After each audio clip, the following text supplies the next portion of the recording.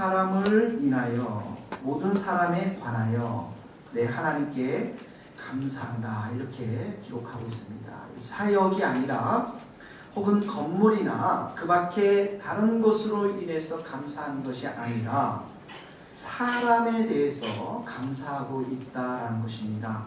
로마에서 성도가 된 사람들, 그 사람들이 있다라는 사실에 지금 감사하고 있습니다. 여러분, 바울과 같은 사역자에게 가장 귀한 것은 무엇입니까? 사람입니다. 한 영혼이 굉장히 소중합니다. 여러분과 제가 하나님의 백성이기 때문에 매우 소중한 것입니다.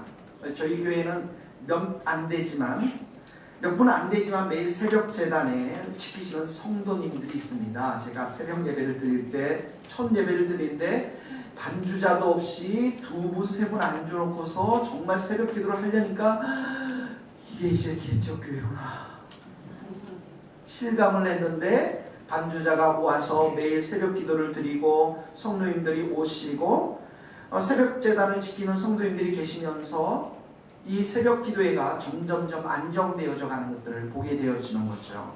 멀리 계신 권사님들 유아실에 오셔서 기도하시다가 주무시고 새벽 재단을 쌓는 권사님들, 또 때때로는 시시때때로 성전에 오셔서 교회를 위해서 기도하시는 집사님들, 권사님들, 하루 종일 제가 저 방에 있으면 아침부터 저녁까지 계속해서 교회에 오시는 성도님들이 계십니다.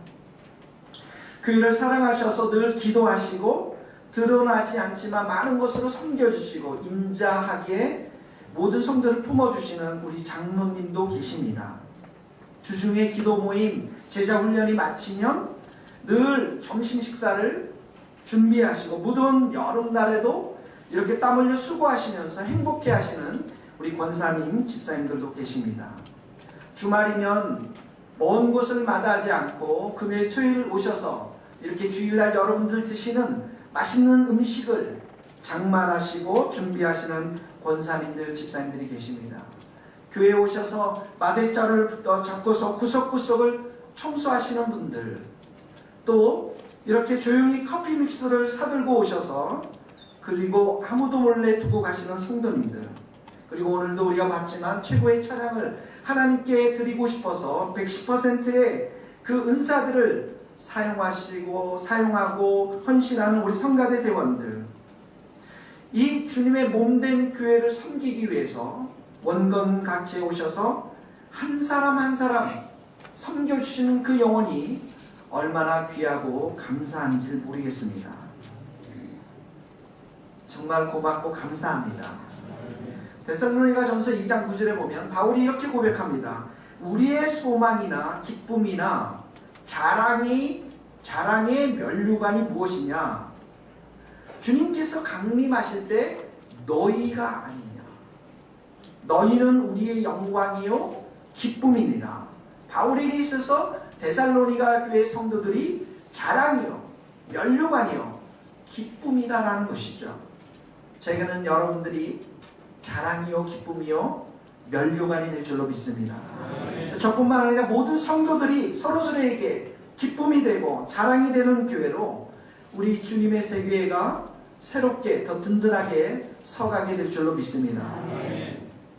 여기 보십시오. 너희 모든 사람에 관하여 내 하나님께 감사함은, 이렇게 바울이 고백합니다. 그리스도인들의 특징은 뭐냐면 감사입니다. 불평이나 불만이 아니라 고마운 마음을 지니고 사는 사람들이 그리스도인들입니다. 여러분들은 사람들을 생각할 때 감사한 마음이 듭니까? 아니면 이것저것 못마땅하고 서운하고 원망스러운 마음이 듭니까?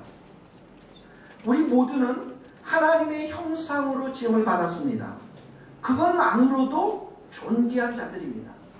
하물며 주님의 피로써 사신 우리 성도들이야말로 얼마나 존귀한 자들입니까? 모든 성도들이 예수 그리스도 안에서 귀하고 존귀한 자들인 것은 우리들을 위해서 예수님께서 친히 피를 흘리셨기 때문에 그렇습니다. 이 사실을 깨닫게 되면 우리는 한 몸 된 지체들로 인해서 하나님께 감사하게 되고 거기서부터 우리의 사랑이 시작이 되는 것입니다. 옆에 분들에게 고백하십시오. 당신이 있어서 너무 고맙습니다. 당신과 함께 신앙생활을 해서 너무 감사합니다. 네. 여러분들이 잘 안 해봤기 때문에 이렇게 해주면 되지만은 좀 더 한번 웃으면서 당신 때문에 정말 고맙습니다. 한번 해보십시오, 여러분.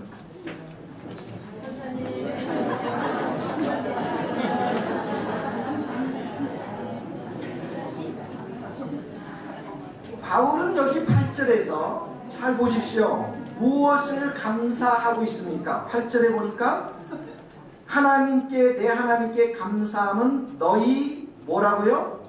너희 믿음이 온 세상에 전파됨이로라. 여러분, 로마 교회 성도들이 큰 대형 교회 성도들이었을까요? 그렇지 않았을 것입니다.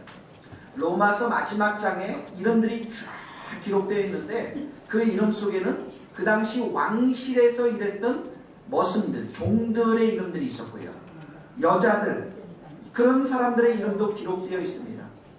유명하거나 지위가 높은 사람들이 아니라 그 당시 하층민들이었고 그 당시 평민들이 많았습니다. 그럼에도 불구하고 로마 교회 하면 로마 사회의 사람들이 인정해 주었다는 것입니다. 로마는 당시 세계의 역사의 중심입니다. 지금과 같은 미국과도 같은 나라입니다. 부와 사치가 넘치는 도시였습니다. 모든 길은 로마로 통한다고 했습니다. 그만큼 경제, 무역, 정치, 산업의 중심 도시였습니다. 그런데 그런 세속적인 도시 한복판에 작은 로마 교회가 있었습니다. 그런데 그런 로마 교회의 그 믿음, 성도들의 믿음, 정금 같은 믿음, 순결한 믿음의 소문이 점점 퍼져나가기 시작했습니다. 우리 주님의 세계 성도님들은 정말 순결한 믿음이 갖게 되기를 주님의 이름으로 축복합니다. 바울은 이러한 로마 성도들의 믿음에 대해서 감사하고 있습니다. 여러분, 바울이 사람을 볼 때 무엇을 가장 소중히 여기는지를 파악할 수 있는 대목입니다. 감사의 조건이 믿음이었습니다. 바울은 믿음을 가장 중요하게 생각했습니다. 풍요를 누릴 수 있는 물질, 사업, 성공이나 승진이나 더 좋은 대학이나 큰 평수 아파트가 그에게 감사의 제목이 아니었습니다. 물론 그것들도 주님의 은혜로 주어진 축복들이므로 감사해야 합니다. 그러나 바울의 관심은 그보다도 성도들의 믿음에 있었습니다.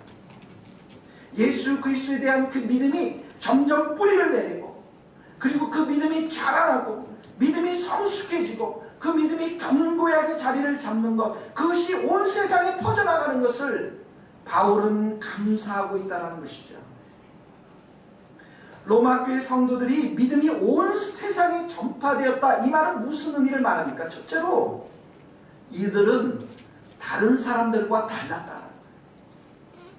이들의 말, 생각, 행동, 이 로마 성도들의 삶은 로마 시민들하고 달랐다는 것입니다.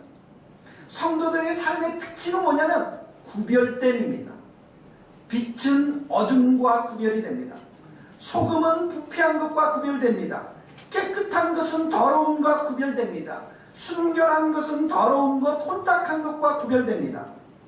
로마 성도들의 삶은 완전히 구별된 삶이었고 거룩한 삶이었습니다. 믿음으로 사는 삶의 특징은 다르다는 것입니다. 달라야 소문이 나는 것입니다. 여러분의 믿음이 다르기를 바랍니다. 이번 주에 인터넷에서 화제가 됐던 기사의 내용이 있었습니다. 내용을 보면은 7살 정도로 보이는 손자가 할머니 대신 손수레를 밀고 올라가다가 골목길에 주차된 외제차 아우디라고 하는 차량의 옆면을 긁어버렸습니다. 여러분, 저도 외제차를 받은 적이 있습니다. 우리 아내가 여보 큰일 났어. 정말 큰일 났습니다 여러분. BMW라는 외제차를 뒤에 살짝 받았는데 그런 일이 있었습니다 여러분. 그러니까 이 아이가 수레를 끌다가 그 수레가 옆면을 긁어버린 거예요. 그러니까 할머니는 어쩔 줄 모르고 이 손주는 할머니를 보면서 울먹이게 되고 그 장면을 바라보는 주변의 사람들은 웅성거리기 시작했어요. 큰일 났구나. 큰일 났구나. 10분이 지나자 차 주인으로 보이는 40대 아저씨 아주머니가 왔습니다.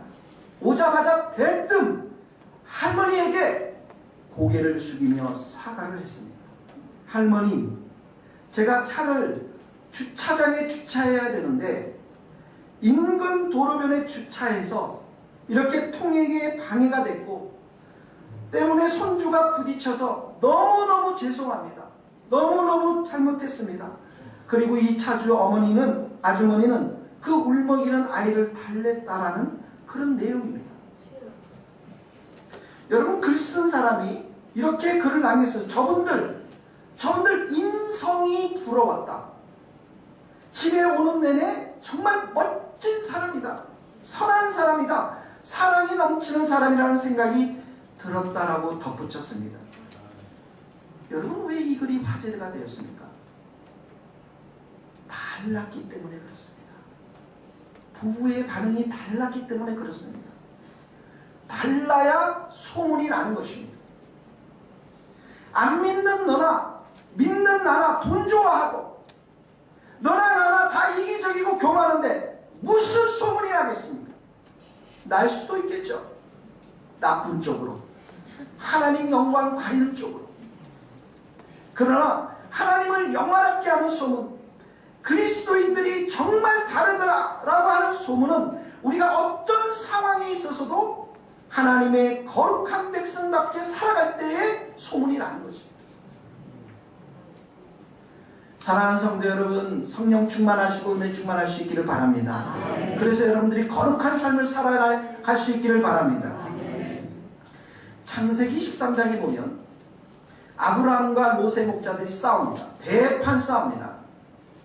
왜냐하면 짐승들이 너무 많아가지고 서로 자기 땅에 와서 이 짐승들이 이 풀을 먹고 그러니까 싸움이 일어났습니다. 그래서 이 아브라함과 롯이 땅을 선택하는 장면이 나옵니다.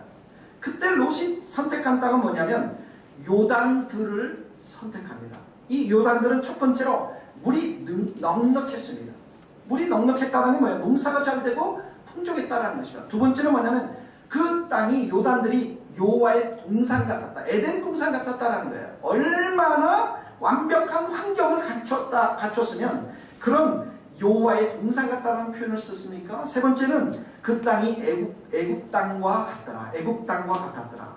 이 애굽 땅이라는 것은 나일강을 중심으로 찬란한 도시 문화를 꽃피웠던 애굽 문명의 화려함과 행복함이 있었던 오늘날로 말하면 강남 수조 땅과 같은 그런 땅입니다. 롯은 이 요단들에 매료됐습니다. 그런데 이 땅은 어떤 땅입니까? 소돔과 고모라입니다. 역사적으로 가장 심각해서 하나님의 불의 심판을 받은 땅입니다. 소돔과 고모라는 찬란한 도시문화, 화려한 편리한 문명이 발달되어 있고 수많은 물들이 있어 풍족함을 누릴 수 있지만 하나님을 향한 신앙이 없는 땅이었습니다. 그런데 아브라함은 가나안 땅에 머물렀습니다. 가나안 땅은 기근이 있는 땅이었습니다. 소돔과 고모라에 비해서 화려한 땅이 아닙니다. 아브라함은 홀로 그곳에 외롭게 남았습니다. 아브라함이 이 가나안 땅을 붙잡은 이유는 딱 한 가지입니다. 하나님의 약속의 말씀 때문이었습니다. 롯은 세상의 화려한 물질을 택해서 세상의 행복을 그의 삶 가운데 우선순위를 두었지만 아브라함의 선택의 기준은 하나님의 약속의 말씀이었습니다. 여러분들이 직장을 선택하는 기준, 배우자를 선택하는 기준은 무엇입니까? 요즘 권기훈 형제를 올해 이제 장가가 갈 텐데요. 권기훈 성도님 장가 갈 겁니다, 여러분. 믿습니까? 월급 많이 주고 학벌 좋고 능력 있는 것이 전부라면 여러분 롯과 무엇이 다르겠습니까? 넓은 길 많은 길을 가는 사람들, 넓은 길은 많은 사람들이 갑니다. 넓은 길은 화려합니다. 쾌락이 있고 그래서 죄짓기 쉬운 길입니다. 그렇지만은 그 길은 멸망의 길이요 심판의 길입니다. 좁은 길은 예수님을 믿는 사람들이 가는 길이에요. 좁은 길을 걸어가는 사람들의 선택의 기준은 예수님의 말씀입니다. 이 로마 성도들은 이 좁은 길을 선택했다라는 것입니다. 로마의 화려하고 편리한 도시 생활에 매료되지 않고 약속의 말씀을 따라서 살았던 자들이 바로 이 로마 교회의 성도들이었습니다. 그러니까 소문이 나는 것이죠. 여러분도 약속의 말씀을 따라 살기를 바랍니다. 우리 권기현 형제도 약속의 말씀을 따라 결혼할 수 있기를 축복합니다. 롯이 아브라함을 떠나고 나서 떠난 후에 하나님께서 아브라함에 나타납니다. 이 아브라함이 얼마나 참 축복스러운 마음이 있겠습니까? 하나님께서 아브라함을 향해서. 그리고 아브라함이 이렇게 얘기합니다. 너는 눈을 들어서 저 너 있는 곳에 동서남북을 다 바라보라. 여러분 동서남북을 온 세계를 바라보라는 거예요.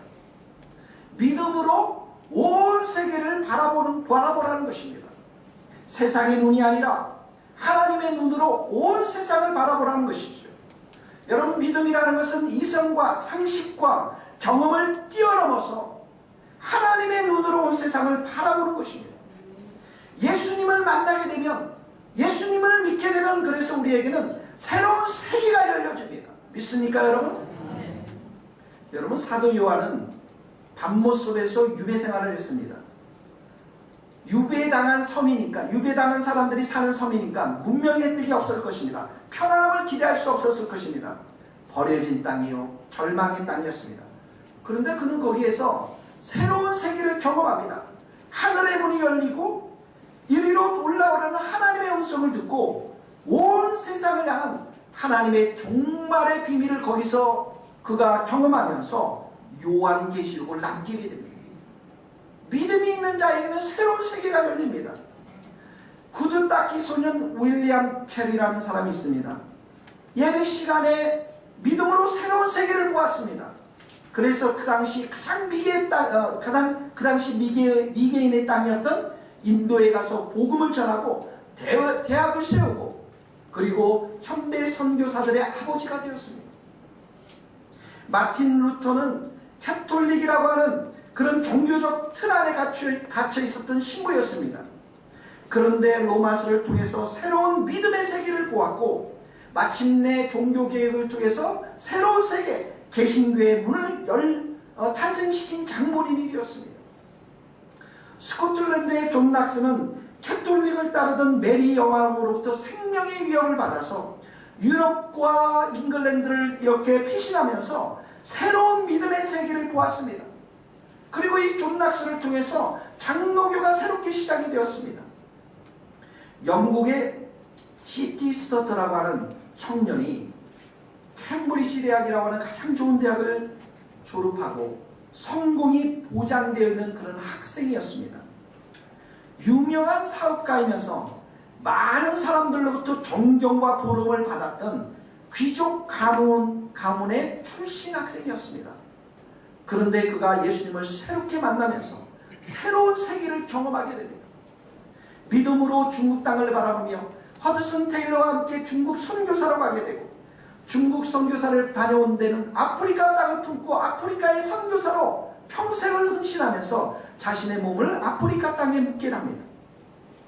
이 C.T. 스터트가 세운 웩이라는 선교단체가 만들어져서 지금까지 세계 많은 나라의 선교사를 파송하고 있습니다. 우리가 금요일날 주일날 한번 알바니아에서 오신 김재진 선교사님, 그 동유럽, 그분이 바로 웩 소속의 선교사인 것입니다. 사랑하는 성도 여러분, 여러분에게도 새로운 세계가 열리기를 주님의 이름으로 축복합니다. 예수님을 만나면 믿음의 눈이 열립니다.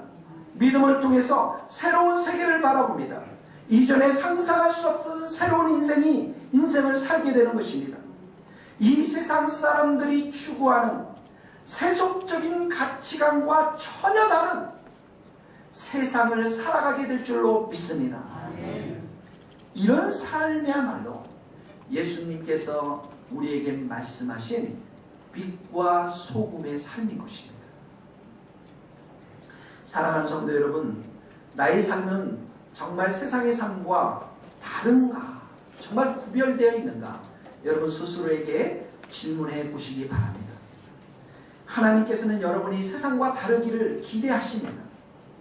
예수님을 진정으로 여러분들이 영접하고 내 삶의 주인이 됐다라고 고백하면 다른 것이 정상인 것입니다.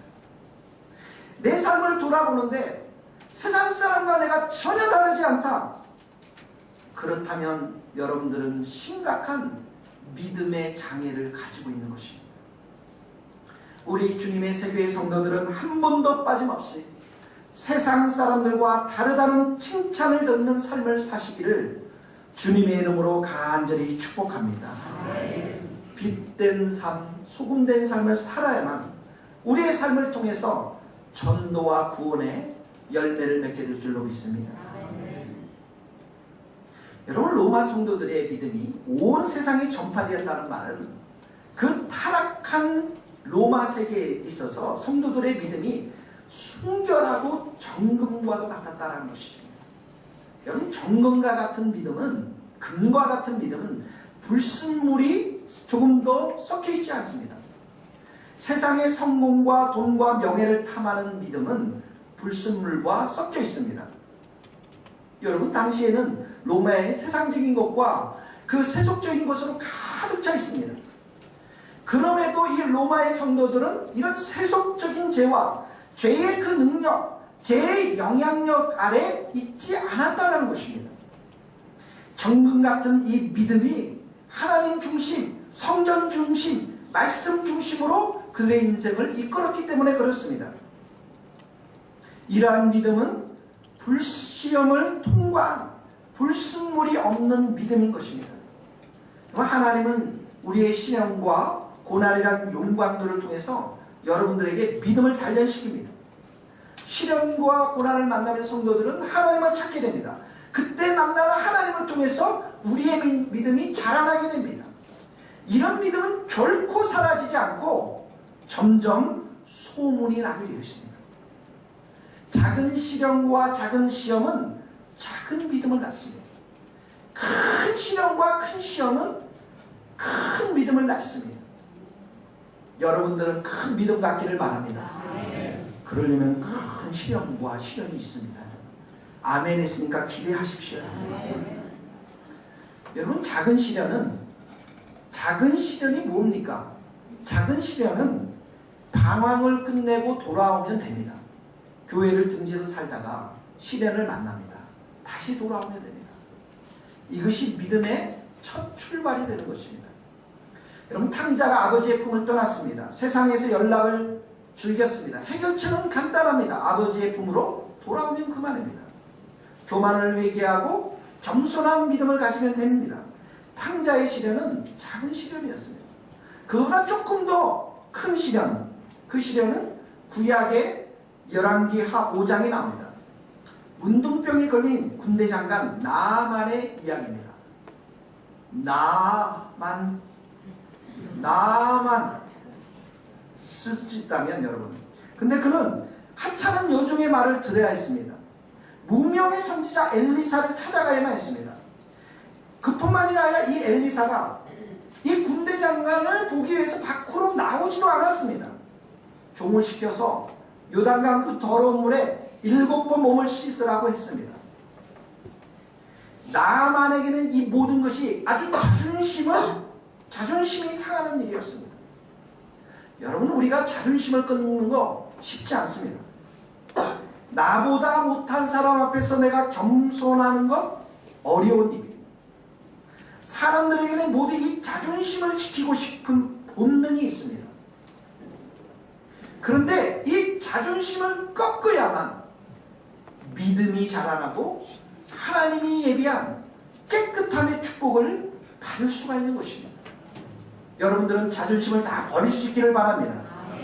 이건 중간 정도의 그런 시험입니다. 큰 시험, 큰 시련은 무엇이냐면 납득이 되지 않습니다. 이성적으로 도저히 이해가 안 가는 불가능한 상황입니다. 100세의 나이에 아들이 낳는다는 것 도저히 이해하지 못합니다. 우리 장로님 아직 100세가 안 됐어요. 그러니까 100세 때 아들을 낳았다. 이게 무슨, 이계영 원사님이 얼굴을 못 들 겁니다. 그런데 이게 가능하다고 믿는 게 믿음인 것입니다. 큰 믿음인 것입니다. 큰 믿음으로 성장한다는 것은 여기에 멈추지 않아요. 이번에는 100세 때 낳은 아이를 바치라는 것입니다. 아니, 옛날에 하나님 저에게 나타나셔서 내 자손이 하늘의 별과 수많은 모래처럼 많아질 거라고 약속하지 않았습니까? 그 약속의 말씀하고 지금 바치라뇨? 정면으로 대치되는 그런 상황 아닙니까? 도저히 이해할 수 없는 사랑입니다.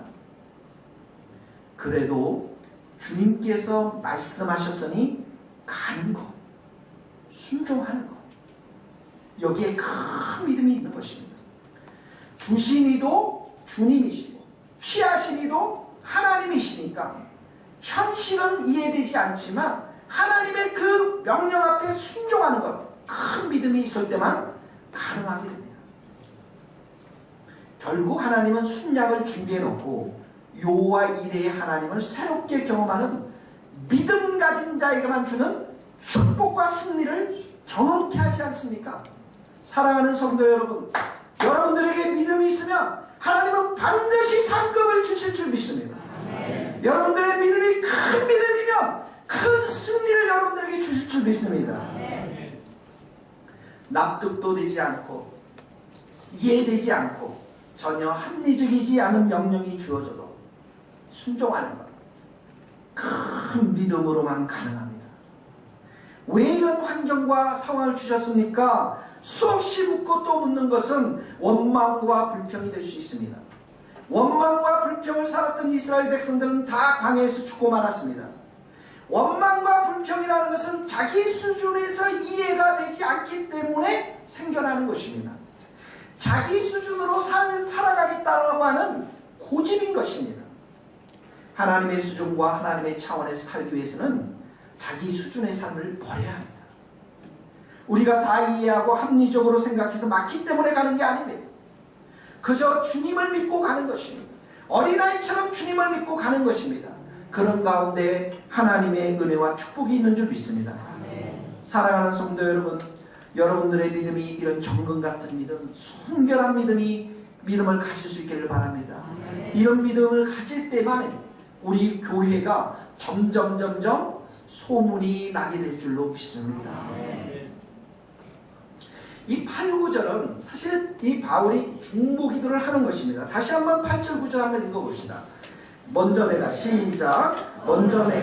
예수 그리스도로 말미암아 너희 모든 사람에 관하여 내 하나님께 감사하며 너희 믿음이 온 세상에 전파됩니다. 내가 그의 아들의 복음 안에서 내 심령으로 섬기는 하나님이 나의 증인이 되시거니와 항상 내 기도에 쉬지 않고 너희를 말하며, 여기 보시면 8절에 보니까 내가 하나님께 감사하노라 이렇게 하지 않고 내 하나님께 감사하면 이렇게 표현하고 있죠. 내 하나님께, 자신의 하나님임을 고백하고 있습니다. 여러분, 하나님은 다른 사람들의 하나님이 되어서는 안 됩니다. 나의 주, 나의 하나님이 되어야 됩니다. 하나님은 멀리 계신 분이 아닙니다. 하나님 여러분 가까이 계셔요. 성도란 이런 하나님께 가까이 나갈 수 있는 자들입니다. 하나님은 비인격적인 분이시 아니십니다. 인격적인 분이십니다. 나와 대화를 나눌 수 있는 분이십니다. 나의 하나님, 여기에서부터 기도가 시작이 되는 것입니다. 여러분, 시편 18편에 보면 다윗이 이렇게 고백합니다. 나의 힘이신 여호와여, 내가 주를 사랑하나이다. 여호와는 너의 반석이시여, 너의 요새시여, 이러지 않습니다. 여호와는 나의 반석이시여, 나의 요새시여, 나를 건지시는 자시여, 나의 하나님이시여, 나의 바위시여, 나의 방패시여, 나의 구원의 뿌리시여, 나의 산성이시로다. 다윗이 세월이 가면 갈수록 만났던 그 하나님은 너무나도 풍성한 하나님이시기 때문에 하나님에 대한 다양한 표현들이 너무나도 많이 있다는 것입니다. 어떨 때는 하나님이 나에게 힘이 되셨고, 어떨 때는 하나님이 나에게 반석처럼 든든한 분이 되셨고, 어떨 때는 하나님이 적으로부터 보호해 주시는 방패가 되신 하나님. 그래서 내 인생 가운데는 하나님을 묘사하는 이 형용사가 너무나도 많다는 것이 이 다윗의 고백인 것입니다. 그만큼 이 다윗은 하나님을 가까이 사귀었고 친밀하게 사귀었고 하나님과 동행했던 그런 인물이었습니다. 사랑하는 성도 여러분, 여러분들도 하나님이 여러분의 하나님이 되시기를 바랍니다. 풍성한 하나님과의 만남이 있게 되기를 바랍니다. 여러분, 바울은 보면은 정말 기도하는 사람이었습니다. 서신서를 읽어보면 내가 기도할 때 너희를 기억하며 너희를 위하여 기도를 그치지 아니하며 내가 주야로 너희를 위해 심히 간구하고 내가 반납 간구하는 가운데 쉬지 않고 너희를 기억하며. 바울 자신이 이렇게 기도의 사람이었기 때문에 데살로니가전서 5장에 보면 쉬지 말고 기도하라. 성도들의 삶의 핵심은 기도인 것입니다. 여러분, 이 말씀 잘 들어보세요. 기도는 죄를 죽이지만 죄도 기도를 죽입니다. 따라해 봅시다. 기도는 죄를 죽이지만 죄도 기도를 죽인다. 여러분들이 기도가 살아있으면 여러분들이 죄가 죽습니다. 죄가 뭡니까? 여러분의 육신, 세상, 마귀, 여기로부터 파생되는 게 죄잖아요. 내가 기도가 올라가면 이 모든 죄들이 죽게 되어 있어요. 기도가 없으면 죄가 여러분들을 덮치기 시작합니다. 지배하기 시작합니다. 죄가 있는 곳에는 하나님이 역사하지 않습니다. 하나님이 물러나 계십니다. 그래서 여러분, 기도 없이는 성도들은 아무것도 할 수 없습니다. 100% 확신합니다. 여러분의 일터, 여러분의 모든 것들 기도 없이는 아무것도 되지 않습니다. 우리 목회도 마찬가지입니다. 우리 교회도 마찬가지예요. 기도 없이는 아무것도 될 수가 없습니다. 여러분, 우리 자신도 마찬가지입니다. 거룩하게 되는 것, 이 모든 것들도 기도 없이는 아무것도 될 수가 없습니다. 그런데 바울의 기도는 자신을 위한 기도보다 다른 사람들을 위해서 늘 기도했습니다. 9절에 보니까 항상 내 기도에 쉬지 않고 너희를 말하며. 여러분, 바울이 로마 교회를 세웠습니까? 아니에요. 로마 교회 성도들을 만난 적이 있습니까? 아닙니다. 그런데도 이 로마 교회 성도들을 위해서 항상 내 기도에 쉬지 않고 너희를 말하며. 무슨 의미입니까? 바울의 마음에는 로마에 있는 성도들과 교회에 대한 사랑이 크게 자리를 잡고 있었다는 것입니다.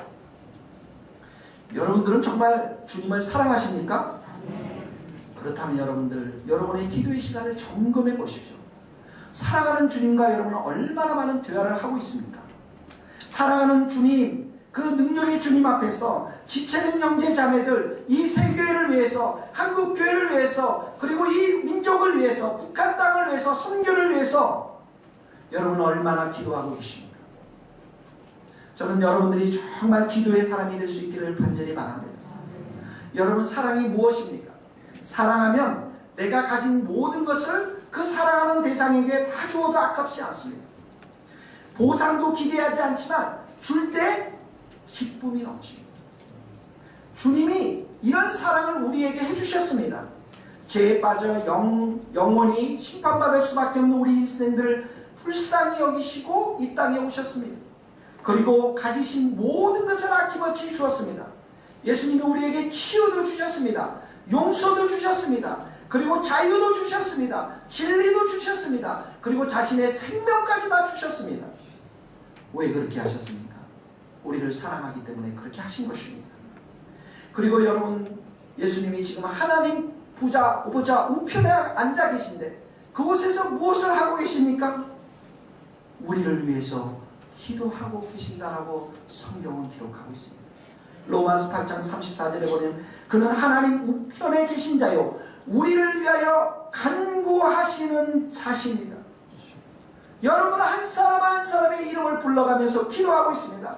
여러분의 치유와 회복을 위해서, 여러분이 더 주님을 사랑하도록, 여러분의 믿음이 정금 같도록, 여러분의 가정과 일터가 시험당하지 않도록 오늘도 눈물로 기도하시는 분이 바로 이 예수 그리스도인 것을 여러분 믿으시기 바랍니다. 이 예수님의 성도, 이 사랑과 이 예수님의 중보 기도를 통해서 우리 성도들은 승리하게 될 줄로 믿습니다. 사랑하는 성도 여러분, 마찬가지로 성도들도 다른 사람들을 사랑하면 기도하게 됩니다. 어머니가 왜 자식을 위해서 눈물을 흘리며 기도합니까? 사랑하기 때문에 그렇습니다.